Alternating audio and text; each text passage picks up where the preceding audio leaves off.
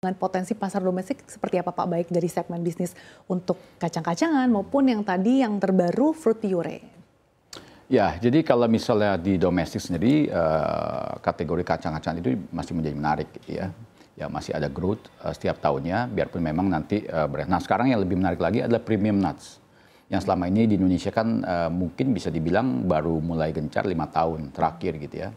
Kami kebetulan adalah perusahaan yang satu-satunya mendistribusi nationwide. Ya, sampai dengan saat ini belum ada perusahaan yang mendistribusi nationwide. Jadi kita berkolaborasi bersama Minimart, Indomart gitu ya untuk membuat private label mereka dan kita jual di hampir seluruh Indonesia di mana ada Indomart ada produk kita dan pengembangan sangat bagus sekali. Ya mulai kita launching mungkin itu pas sebelum Covid sampai dan saat ini ya setiap tahun itu memiliki double digit growth gitu ya.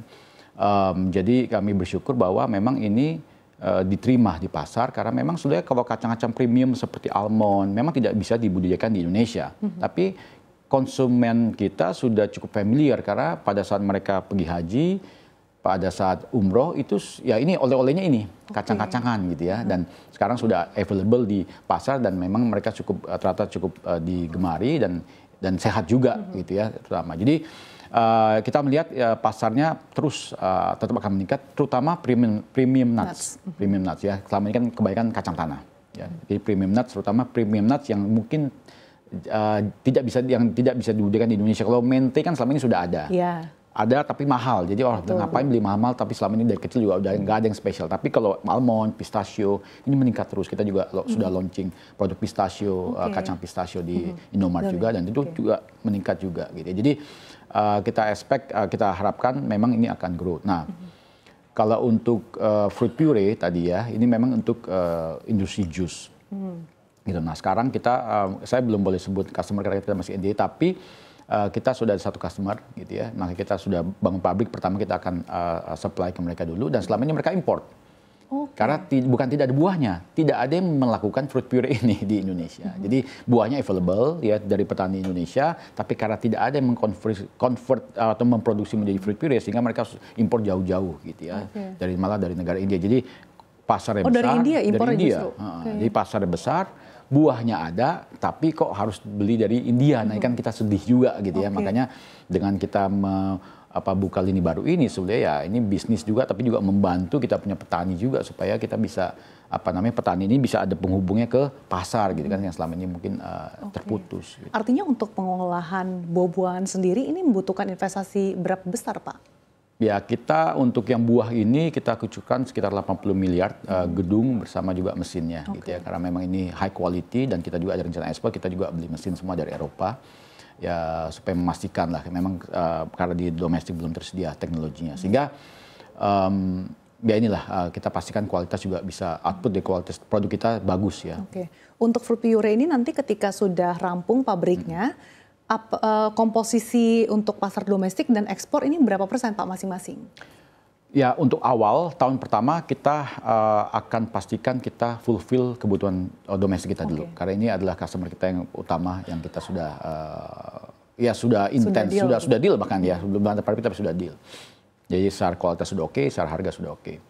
Nah tapi kalau kita lihat secara pasar totalnya memang itu pastinya lebih besar di ekspor. Gitu ya. Jadi kita expect mungkin di tahun kedua kita akan mulai ekspor gitu ya dan kita baru ekspor nggak terlalu besar 10-20%-nya tapi eventually tahun ketiga ambisi kita adalah sudah 50-50 dan seterusnya gitu karena memang kalau kita bicara ekspor kan itu dan apalagi tropical fruit tidak tersedia di pasar mereka sehingga dan ekspor kan jauh lebih besar populasinya ya dan jadi akan secara perlahan ya Pak untuk dibuka keran ekspor ke negara-negara termasuk tadi negara-negara barat. Nah untuk kacang sendiri Pak, premium nuts sendiri, kalau pasar domestik ini sebetulnya sejauh ini Pak, trennya lebih banyak untuk premium nuts atau justru lebih ke orang konsumsi Indonesia ini lebih banyak ke kacang tanah? Oh masih kacang tanah. Kalau kita bicara size ukuran pasarnya kacang tanah masih mendominasi karena premium nuts ini memang kan di Indonesia ini belum lama orang kita gencarkan gitu. Jadi tapi eventually kalau secara volume pastinya kacang tanah karena di dunia ini juga kacang tanah tetap tapi karena kalau sesuai value tetap premium nuts lebih dominan gitu ya. Kalau kacang tanah itu produksinya dalam negeri Pak? Nah kacang tanah ini tergantung. Memang kalau misalnya kita bicara di domestik kebanyakan itu dalam bentuk snack kacang kulit. Oke. Ya, karena itu harus kita olah dari petani di Indonesia. Tapi kalau kacang biji memang kita sangat sedih, kita memang masih banyak impor. Kenapa? Karena memang di Indonesia sendiri kekurangan bahan baku. Gitu ya. Makanya kami juga masih dalam tahap eksplorasi nih untuk kita masuk ke pertaniannya. Ya. Sekarang kita masih ada lab scale ya 1 hektar yang kita bekerja sama konsultan dari luar untuk kita tahu teknologi yang meningkatkan yieldnya supaya sehingga kita juga punya mimpi adalah untuk mereplace import kita dan bahkan kita bisa mereplace pasar domestik kita yang ada selama ini kita juga baik import. Bukan cuma kami guna tapi semua perusahaan dan impor itu juga besar impor dari terutama India. Oke, kemudian untuk segmen kacang-kacangan premium nuts tadi kan ada almond, kemudian ada pistachio juga. Ini trennya dalam 5 tahun terakhir seperti apa Pak? Dan kenapa sih justru konsumsi almond kemudian pistachio selain tadi memang tendensi orang untuk oleh-oleh kemudian ternyata jadi suka, itu apa sih Pak faktor lainnya?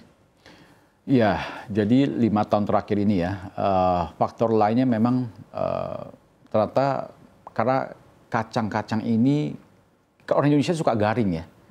Ya dari segi referensi tekstur itu juga kacang-kacang ini menjadi mana kacang juga kan garing. Jadi nah kedua adalah kalau kita lihat bagaimanapun biarpun kita bisa lihat bahwa memang sekarang daya beli lagi menurun tapi kenyataannya ada setiap tahun UMK naik. Jadi kan menunjukkan bahwa seharusnya daya beli mestinya ada peningkatan gitu ya. Tapi dari sisi sehat juga, premium nuts ini sehat. Oke, ada awareness kesehatan awareness kesehatan juga gitu ya. Nah, apalagi semenjak COVID ya nggak tahu ini kita bersyukur apa enggak, tapi masih ada setiap kali pasti ada good news di dalam kondisi yang buruk gitu. Nah, pada saat COVID kan semua health conscious meningkat. Malah bahkan barang-barang healthy food, healthy snack, healthy apapun ya kayak oat, chia seed. Zaman dulu mana kita dengar chia seed, saya juga kita menjual chia seed, saya nggak konsumsi, saya juga nggak tahu ada chia seed. Ternyata ada pasarnya pas COVID meningkat gitu, sampai sekarang masih ada tuh pasarnya gitu. Jadi memang health conscious ini telah membangun awareness untuk healthy snacking. Dan kalau kacang premium nuts ini memang terbukti bahwa sudah pasti sehat gitu ya. Banyak studi-studi untuk jantung, untuk brain tergantung kacangnya seperti apa. Dan garing, teksturnya enak, tasty gitu ya, gurih. Jadi satu paket lah gitu ya. Makanya mungkin saya pikir inilah yang membuat akhirnya premium nuts ini meningkat. Dan potensi kedepannya cukup besar artinya ya Pak ya. Betul.